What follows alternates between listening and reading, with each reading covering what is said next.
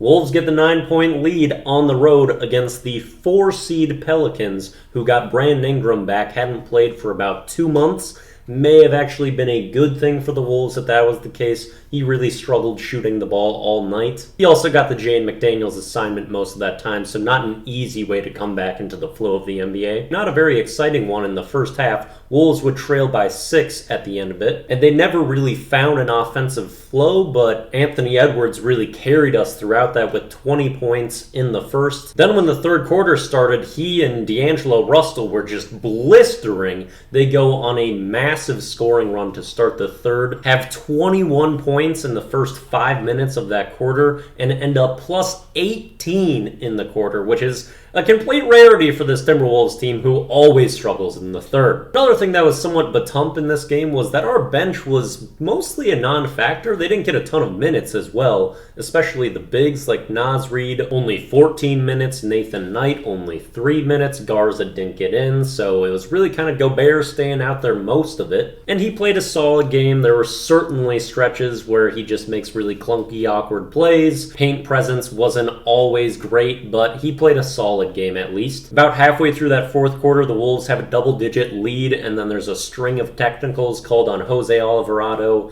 and Willie Green, who ends up getting ejected, the head coach of the Pelicans, giving the Timberwolves 5 free throws on 1 possession, and their lead ends up getting to 15.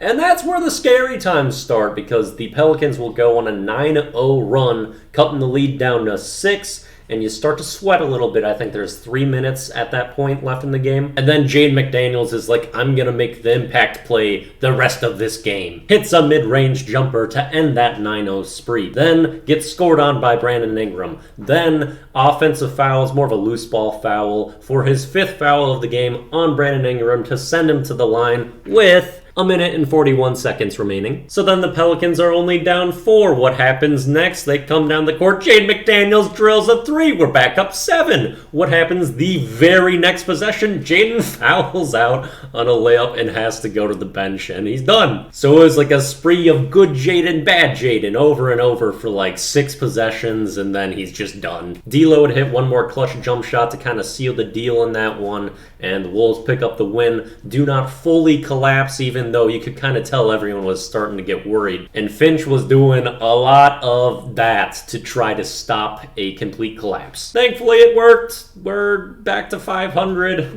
This has happened so many times this season. Next game is against the Grizzlies, the 2 seed in the West, and then we've got back-to-back games against the Kings, who are the 3 seed in the West. Wild stuff. What a year.